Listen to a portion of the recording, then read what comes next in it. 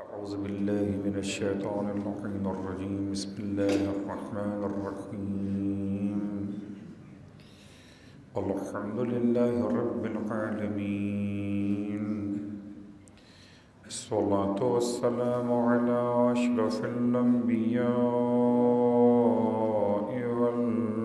والمرسلين سيدنا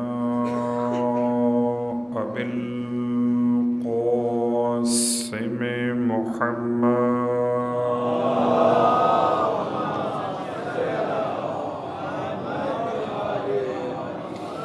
وعلى أهل بيته الطيبين الطاهرين واللعنة الدائمة على أعدائهم أجمعين أما بعد فقد قال الله تبارك وتعالى في كلامه الحميد وفرقانه المجيد بسم الله الرحمن الرحيم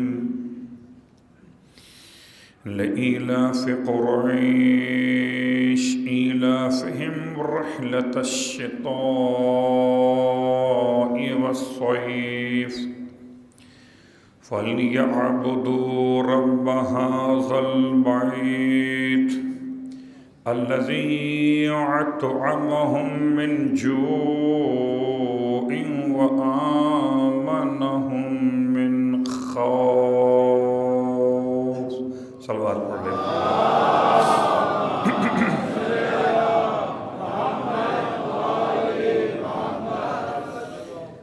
تمام تعریفیں اس خدائے بزرگ و برتر کے لیے جس نے موسم کے اختلاف کو اپنی رحمت کا عنوان بنایا ہے، اور تمام ہدیہ درود و سلام اور نزوات مقدسات کے لیے کہ جن کی تعلیمات نے ہر موسم کو موسم ولایت بنایا ہے۔ الحمدللہ الذی جعلنا من المتمسکین بالقرآن العظیم وجعلنا من المتمسکین بولایت علی بن ابی طالب علیہ السلام۔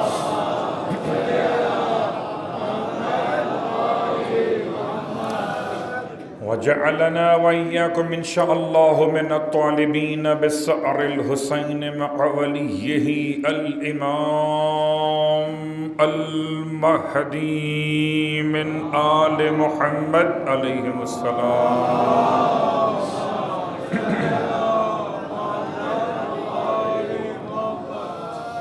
أما بعد، السلام عليكم ورحمة الله وبركاته۔ شکر خداوند تبارک و تعالی کہ اس نے ماہ مبارک رجب المرجب کا یہ پہلا جمعہ ہم سب کو نصیب کیا۔ یقیناً اس نے نعمت صحت و عافیت کے ساتھ اپنی عبادت کی توفیق عطا فرمائی، بستر سے اٹھا کر یہاں تک پہنچایا، انشاءاللہ یہاں سے اٹھا کر امام تک پہنچائے گا۔ ہے خدا، رجب کا چاند تو ہو گیا، زہرا کا چاند کب نمودار ہوگا۔ پروردگار بہت دن گزر گئے انتظار کرتے کرتے۔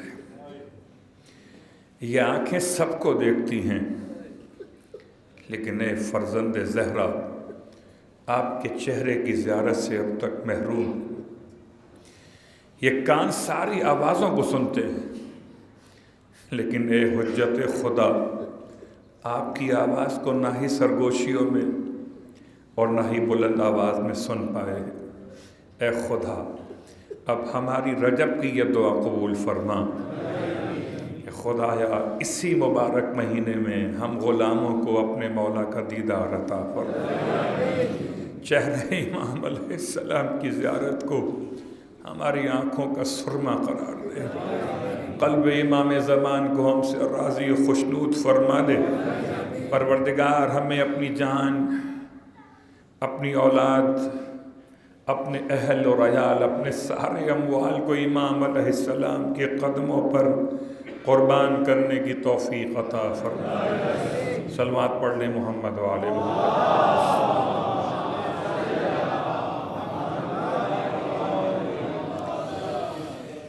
سامعین گرامی قدر، حاضرین ذوی الاحترام، آپ کی خدمت مقدس میں اس ماہ مبارک کے آغاز ماہ کے اعتبار سے، جمعۃ المبارک کے عنوان سے خاص طور سے سورہ مبارکہ لإیلاف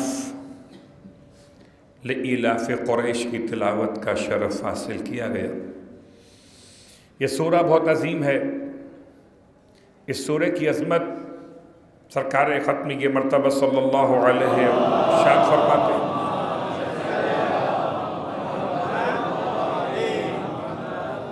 کہ جو شخص بھی سورہ قریش، اس میں سے 4 آیتیں ہیں بسم اللہ کے علاوہ، ان 4 آیتوں کی تلاوت کرے گا تو خدا اس کے نامہ اعمال میں 10 گنا زیادہ حسنات لکھے گا ان کی تعداد سے کہ جو خانہ کعبہ کا طواف کر رہے ہیں۔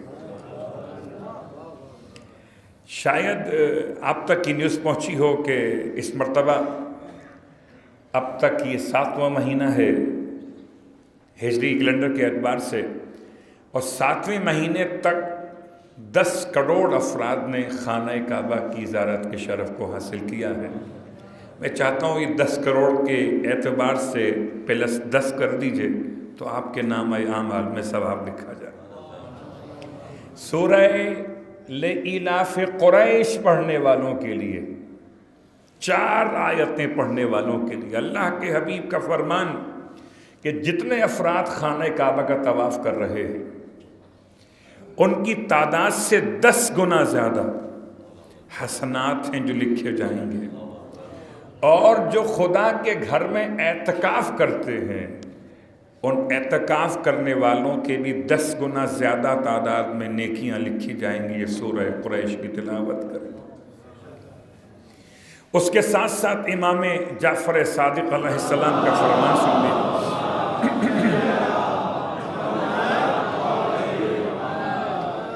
ارشاد فرماتے ہیں مولا کہ جو شخص بھی سورہ لإیلاف قریش کی تلاوت کرے گا خداوند عالم اسے قیامت میں ایسے محشور کرے گا کہ وہ جنت کی سواری پر بیٹھا ہوا ہوگا،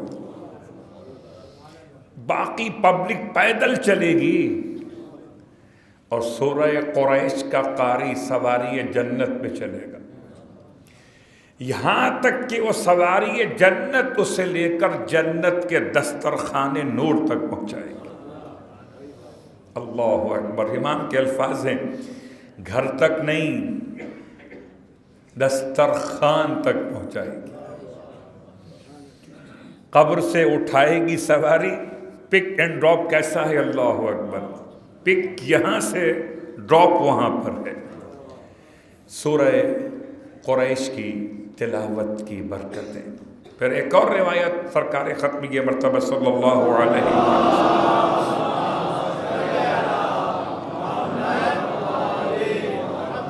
ارشاد فرماتے ہیں اللہ کے حبیب کہ اگر کسی انسان کو کسی کھانے پر شک ہو، آج کل تو موسم کے اعتبار سے کچھ کھانے ہو سکتا ہے آپ کی طبیعت سے موافقت نہ کرتے ہو، شک ہو کہ کھاؤں تو کہیں نقصان نہ ہو جائے اور دل بھی چاہتا ہو کھانے کا، تو سورہ قریش کی تلاوت کر کے کھانا کھائیے، کھانا نقصان نہیں دے گا۔ مگر جو اس سے پہلے کی ذمہ داریاں وہ الگ موضوع ہیں، صرف نقصان کی بات کی ہے۔ حلال حلال ہے، حرام حرام ہے، واجبات واجبات ہیں، مستحبات مستحبات ہیں۔ ایسا نہ ہو کہ اس جملے کو آپ کہیں اور صلوات پڑھیں محمد و آل محمد۔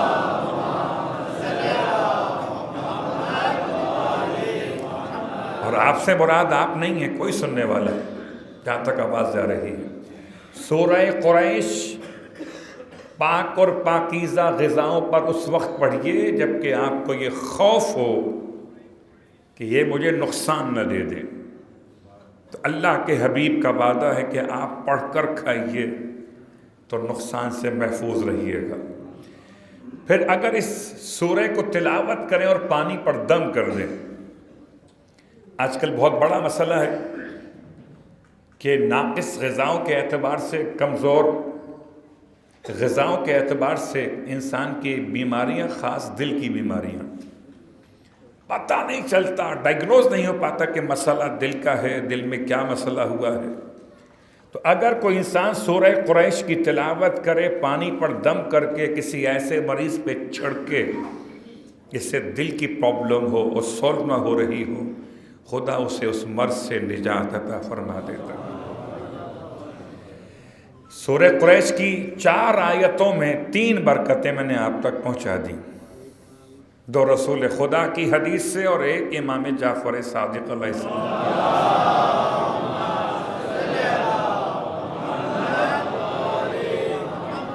سورہ قریش میں کیا ہے؟ کچھ تذکرہ ہے نعمتوں کا، خدا یاد دلا رہا ہے۔ مکے میں نازل ہوا، نمبر 24 ہے سورہ کا نزول کے اعتبار سے، قرآن کے لحاظ سے نمبر 106 ہے، آخری پارے کے اندر ہے، سب کو زبانی یاد ہے، چھوٹا سا سورہ ہے۔ خدا یاد دلا رہا ہے ان نعمتوں کو جو خدا نے مکے والوں پر نازل کی، اور شاید میں سب کا سب تفصیل بیان کرتا، لیکن وقت کو دیکھتے ہوئے اتنی بات کہ سردی کے موسم کو دیکھتے ہوئے لفظ شتا کے الفاظ تک پہنچایا ہے۔ ایک سردی ہے، گرمی ہے، اور یہ دونوں موسم خدا نے بیان کیے سورہ مبارکہ لإلاف قریش میں۔ ترجمہ لإلاف قریش، یاد رکھیے بظاہر تو قریش کا نام لیا، قریش نکلا ہے قرش سے، قرش کہتے ہیں تاجر کو، تو جو تجارت کر کے کھاتے ہوں انہیں قریش کہا جاتا ہے، اور خاص طور سے نضر بن بنی کنانہ کی اولاد کو کہا جاتا ہے قریش، الگ الگ تعریفیں ہیں۔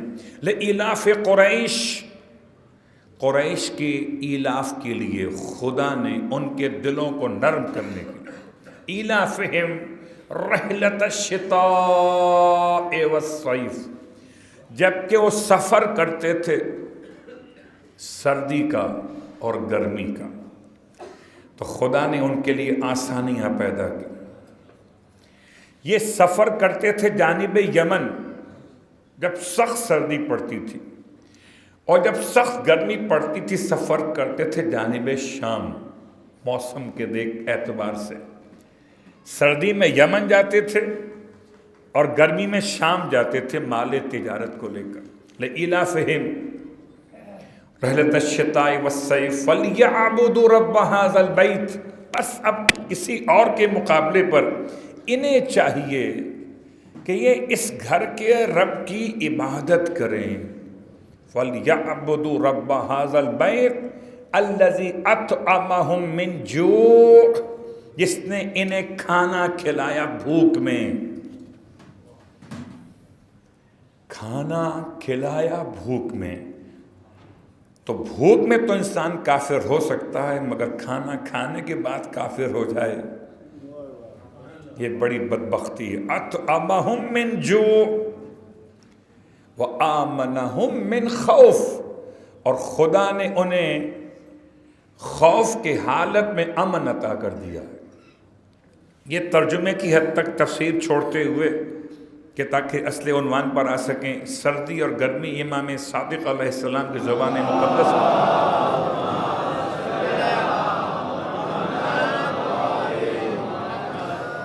امام ارشاد فرماتے ہیں کہ سردی کا موسم اور گرمی کا موسم دونوں خدا کے بنائے ہوئے موسم ہیں۔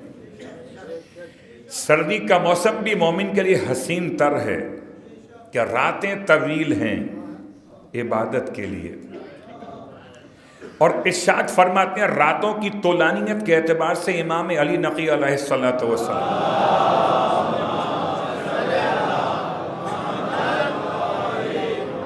فرماتے ہیں بیداری نیند کی لذت کو بڑھا دیتی ہے۔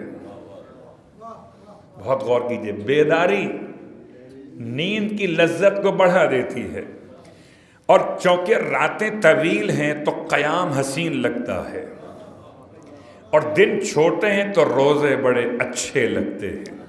سردی کے موسم میں رات بھی کام کی ہے اور دن بھی کام کا. دن چھوٹا تو روزے اچھے گزرتے, راتیں طولانی ہے تو خدا سے باتیں کرنے کا زیادہ موقع مل جاتا ہے.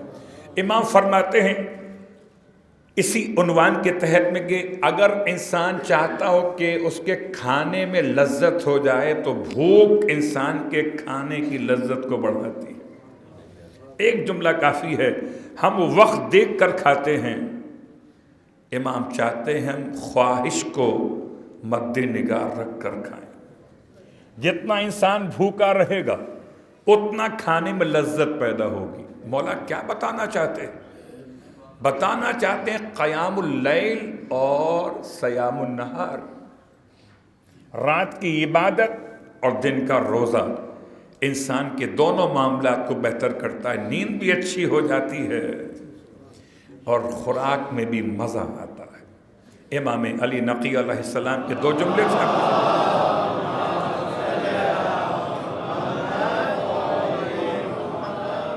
اور اس کے بعد غور کیجئے کہ امام علیہ السلام کے فرمان کے لحاظ سے گرمی کی بحث چھوڑتا ہوں, سردی کی بات کر رہا ہوں. سردی کی بات میں امام نے اس موسم کو موسم عبادت قرار دیا ہے.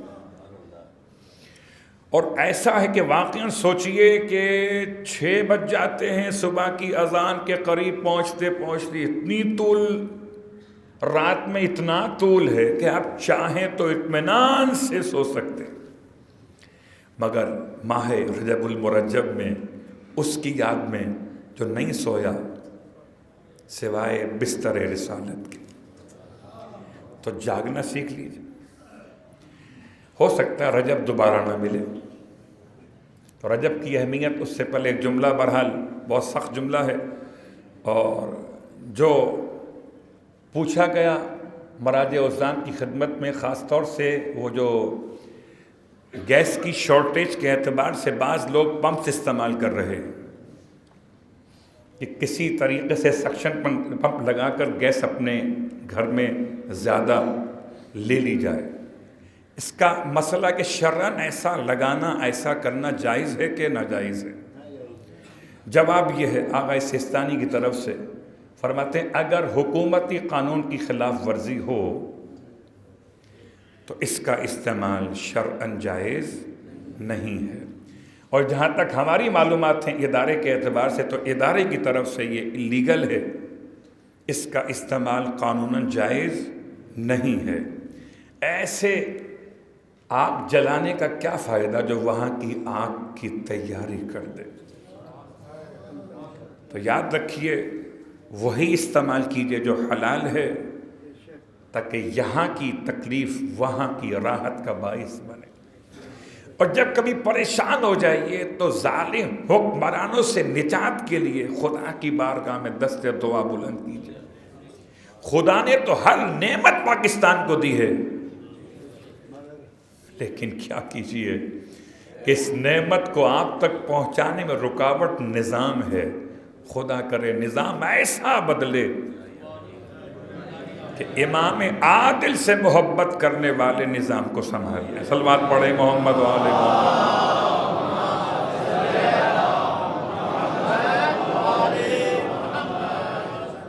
انتہائی اختصار کے ساتھ رجب المرجب کے بہت سارے عناوین ہیں, بہت سارے پیغامات ہیں. سارے پیغامات کو بیان کرنا ممکن نہیں ہے. بس یاد رکھیں جتنے اعمال بیان کیے گئے اس کا خلاصہ کر دیتا ہوں.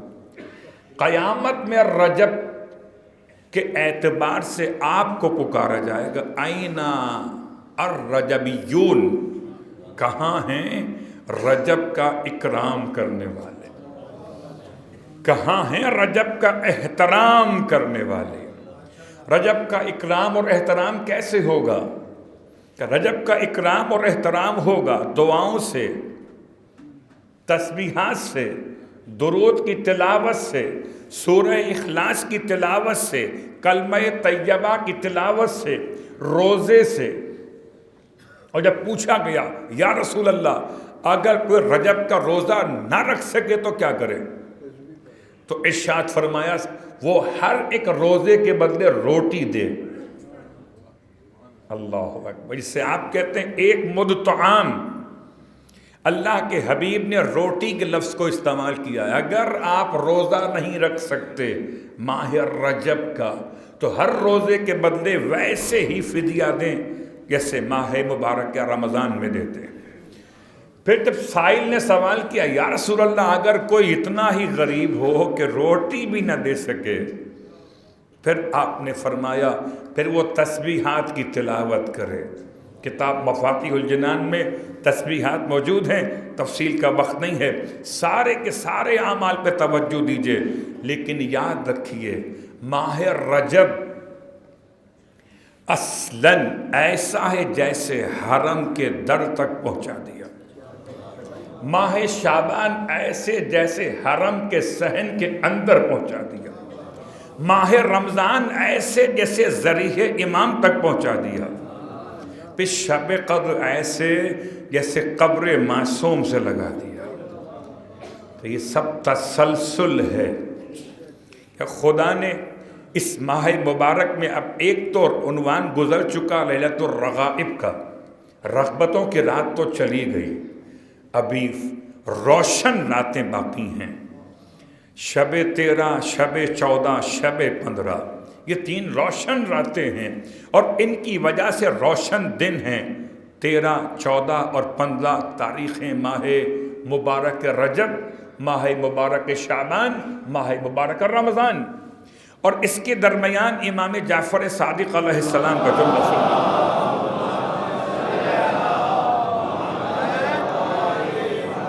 آپ فرماتے ہیں خدا نے کسی امت کو یہ 3 مہینے ایسے نہیں دیے، رجب، شعبان اور رمضان.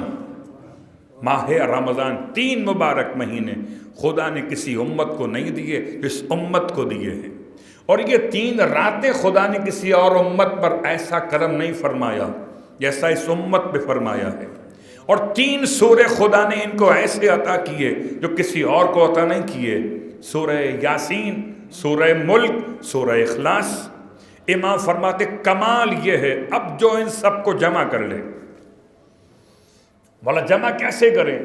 کہ پہلی شب روشن راتوں کی پہلی شب 2 رکعت نماز، دوسری شب 4 رکعت نماز، تیسری شب 6 رکعت نماز.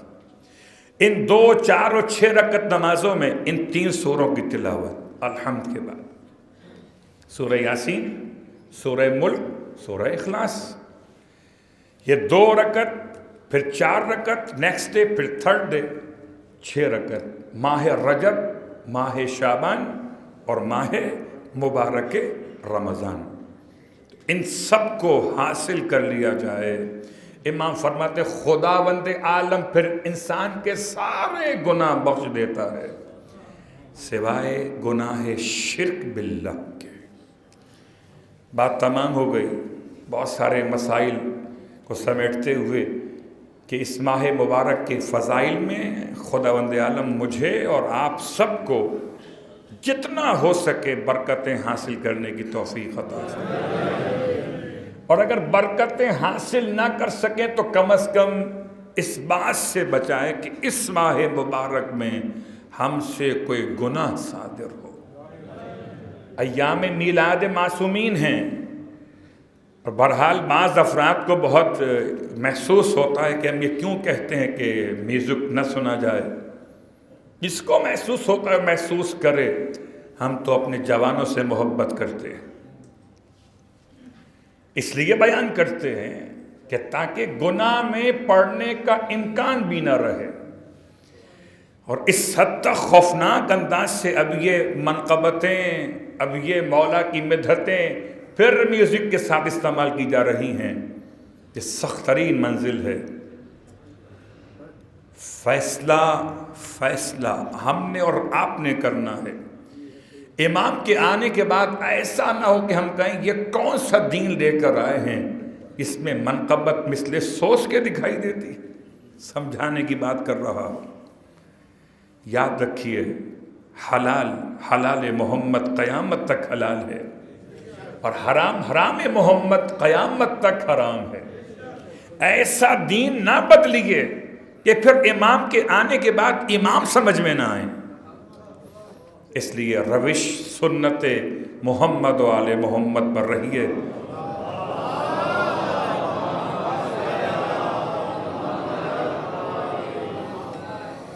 ہر وہ میوزک حرام ہے جو لہو و لعب میں استعمال ہوتا، اور اس کے علاوہ باقی کے حلال ہونے کا فتویٰ دیا گیا، لیکن ہر حلال کھایا تو نہیں جاتا، حلال تو بہت کچھ ہے۔ بس خیال رکھیے کہ کبھی کبھی انسان حلال بھی چھوڑ دیتا ہے اگر حلال کے نقصان پہنچانے کا اندیشہ ہو۔ جیسے میں نے ابھی کہا، اگر کھانا پاک اور پاکیزہ ہے اور ڈر لگتا ہے کہ نقصان پہنچائے گا تو اس سے بچنے کا طریقہ معصوم نے بیان کیا۔ خدا مجھے اور آپ سب کو عمل کی توفیق عطا فرمائے۔ اعوذ باللہ من الشیطان اللعین الرجیم، بسم اللہ الرحمن الرحیم۔ انا اعطیناک الکوثر فصل لربک وانحر ان شانئک هو الابتر۔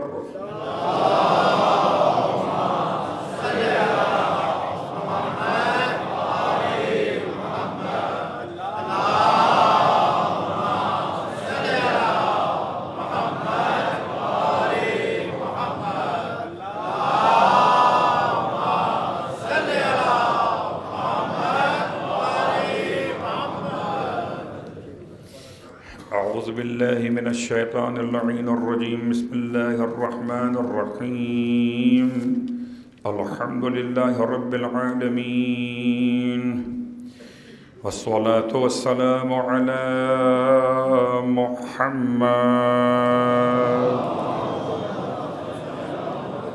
رحمت سید المرسلین علی ابن ابی طالب سید الوصیین فاطمة الزہراء سیدۃ النساء العالمین وحسن المجتبی حجۃ اللہ علی الخلق اجمعین، والحسین الشہید المظلوم وارث امیر المؤمنین علی ابن الحسین زین العابدین، ومحمد ابن علی باقر علم الاولین والآخرین، وجعفر ابن محمد الصادق الصدیق والمقتدی بعبائه الصالحین، موسیٰ بن جعفر الکاظم من اولاد النبیین، وعلی ابن موسیٰ الرضا من عطرۃ بررۃ المتقین، ومحمد ابن علی الجواد ولی المؤمنین، وعلی ابن محمد السراج المنیر امام الخاشعین، والحسن ابن علی سید الاوصیاء المنتجبین،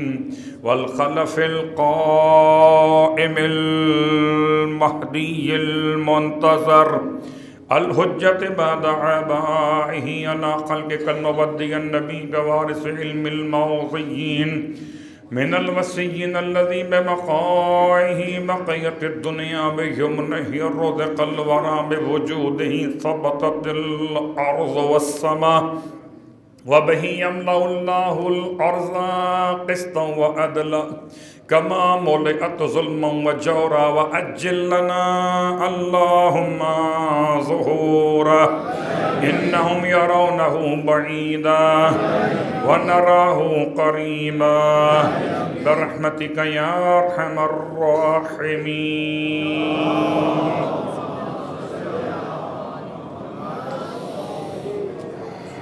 تمام تعریفیں پروردگار تقوی اور مغفرت کے لیے، اور تمام ہدیہ درود و سلام وسیلگان تقوی اور مغفرت کے لیے۔ اما بعد، اپنے نفس کے لیے، تمام اہل ایمان کے لیے مسلسل گناہوں سے بچنے کی دعوت مشکل ضرور ہے مگر ناممکن نہیں ہے۔ شاید یہ انسان کے نفس کا مسئلہ شیطان کا بہکاوا ہو کہ گناہ کر لو، توبہ کا راستہ کھلا ہوا ہے، لیکن گناہ کے بعد زندگی کا راستہ کتنا ہے یہ تو خبر نہیں۔ اور کیا ہم نے یہ فیصلہ کر لیا کہ ہم توبہ کریں اور خدا قبول ہی کر لے گا؟ ایسا تو نہیں ہے جیسا ہم نے خیال کیا ہے، اس لیے کہ توبہ کرنے والے کیسے توبہ کرتے کہ ان کا گوشت پگھل کر رہ جاتا ہے۔ توبہ کرنے والے خالی کان کھینچ کے منہ پہ تماچے نہیں مار لیتے، بلکہ ایسے توبہ کرتے ہیں کہ ان کا پیٹ ان کی کمر سے لگ جاتا ہے۔ ایسی توبہ تو ہم کر بھی نہیں پائیں گے، تو پھر گناہ کیوں کریں؟ اس سے بہتر نہیں ہے کہ اپنے آپ کو گناہوں سے روک لیں کہ توبہ نیکیوں سے زیادہ سخت ہے۔ توبہ بچوں کا کھیل نہیں ہے کہ چاہا جب توبہ کر لی اور جب چاہا گناہ کر لیا۔ خدا مجھے اور آپ سب کو تقوی اختیار کرنے کی توفیق عطا فرمائے۔ یقیناً ماہ رجب المرجب کے تمام مسائل کے ساتھ ساتھ 2-3 جملے آپ کی خدمت میں مختتام ہو رہا ہے۔ حالات و واقعات کے لحاظ سے استقامتی محاذ کی بات کروں، فلسطین میں الحمدللہ ظلم تو بہت کیا۔ جمعرات کے دن جنین کے علاقے میں وہ کیمپ لگے ہیں محاصرین کے، اور ایسا ظلم کیا کہ 10 جوانوں کو شہید کر دیا اسٹیٹ فائرنگ کر کے، 19 کو زخمی کر دیا۔ اب جب ان شہیدوں کے جنازے اٹھے تو یہ سارے کے سارے صہیونی فوجی کمانڈوز بھاگ نکلے۔ یہ کیا خیبر میں جا کے خیبر بسائیں گے، اس کو اپنے ساتھ ملاتے ہوئے کہ جو سمجھ رہا ہے کہ شاید ثقافت کے نام پر خیبر آباد کرے گا، یاد رکھیں ہم خیبر ڈے منائیں گے۔ رجب کا مہینہ خیبر کا مہینہ ہے، 24 رجب ہے خیبر کا دن۔ ایسے منائیے کہ آج کے یہودی سمجھ لیں کہ اگر کل کا علی وہ تھا، آج کا علی مہدی آخر الزمان ہے۔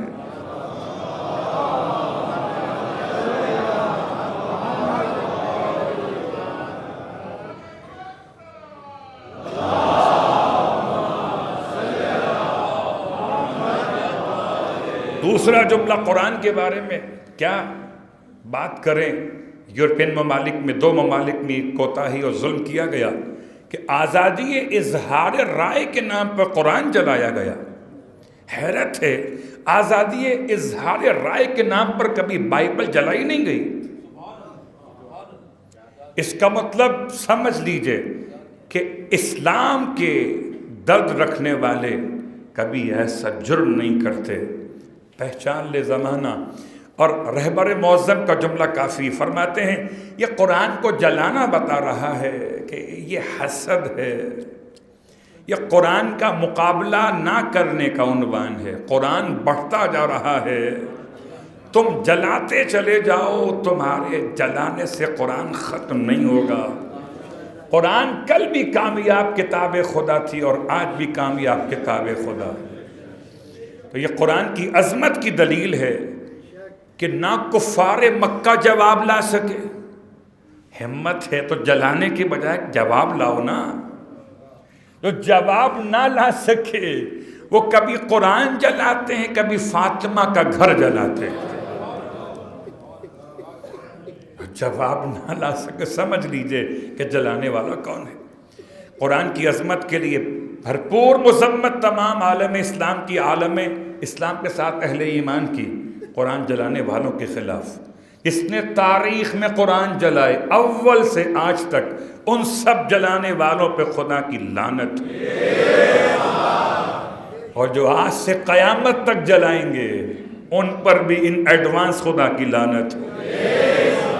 خدا ہم سب کو قرآن کی شفاعت نصیب کرے، خدا ہم سب کو وارثان قرآن کی محبت عطا کرے۔ بس گفتگو تمام کرتے ہوئے سارے مسائل کو چھوڑتے ہوئے یاد رکھیں، ایک طرف توہین صحابہ کے بل کی مذمت کہ جہاں وہی انداز اختیار کیا جائے گا کہ جیسے وہاں آزادی اظہار رائے ہے، یہاں توہین صحابہ بل کی آزادی ہے۔ تو ہم مذمت کرتے ہیں من حیث پاکستانی قوم کی کوئی ایسا قانون نہ پاس کیا جائے جس سے فرقہ واریت کو آگ لگانے کا موقع ملے۔ سب مسلمان اسلام پر، قرآن پر، صحابہ کرام کی شان پر یقین رکھتے۔ پروردگار ہمارے ملک کو فتنوں سے محفوظ فرمائے۔ اور آخری بات آپ کی خدمت میں کہ ہو سکتا ہے رجب ایک خوشی اور ایک غم، خوشی اس کی جو کعبے میں آیا، اور غم اس کا اسے بغداد کے پل پر چھوڑ دیا گیا۔ ایک خوشی اور ایسی خوشی کہ رجب کی 10 تاریخ کو شہزادہ علی اصغر کی آمد، امام تقی جواد کی بھی آمد، مولا کی آمد، اور مولا کے جد کے گھر میں چھوٹے مولا کی آمد۔ اور ایسا شہزادہ ہے، اللہ اکبر، کہ اگر کوئی 10 رجب کو اپنے گھر میں میلاد رکھے امام تقی جواد کی محبت میں شہزادہ علی اصغر کے نام سے، تو خدا اسے صاحب اولاد کر دیتا۔ 6 مہینے کے بچے کو گود میں لیے ہوئے حسین آپ کو یاد کر رہے تھے۔ اب آپ کو چاہیے آپ مولا کو یاد کریں، مولا کے بچوں کو یاد کریں۔ وہ بہت سخت وقت تھا جب امام نے بچے کے گلے سے تیر کھینچا تھا، اس لیے کہ خون کا فوارہ گلے سے نکل رہا تھا۔ زہرا کے لال نے نہ آہ کی، نہ فریاد کی، نہ بددعا کی۔ اس خون کو نہ آسمان نے قبول کیا، نہ زمین نے قبول کیا، امام نے اپنے چہرے پہ ملا۔ وہ چھوٹی سی میت لیے ہوئے انا للہ و انا الیہ راجعون پڑھتے ہوئے جانب خیمہ چلے گئے۔ پروردگار واسطہ شہزادہ علی اصغر باب الحوائج کا تمام مانگنے والوں کی مرادیں پوری فرما، تمام شرپسندوں سے، حاسدوں سے، تمام منافقین سے ہمارے اداروں کو، ہمارے علاقوں کو محفوظ فرما، ہمارے مملکت، ہمارے وطن عزیز کو محفوظ فرما۔ بار اللہ واسطہ محمد آل محمد کا اس مہنگائی کے دور میں اہل ایمان کی عزتیں محفوظ فرما، اس مہنگائی کے دور میں خدایا رزق حلال میں برکتیں عطا فرما۔ پروردگار اس مشکل ترین دور میں ہمیں ہمارے امام سے قریب کر دے، امام علیہ السلام کو ہم سے راضی کر دے، امام علیہ السلام کے ظہور میں تعجیل فرما، ہم سب کو ہمارے مرحومین کے سمیت امام کے غلاموں میں محشور فرما۔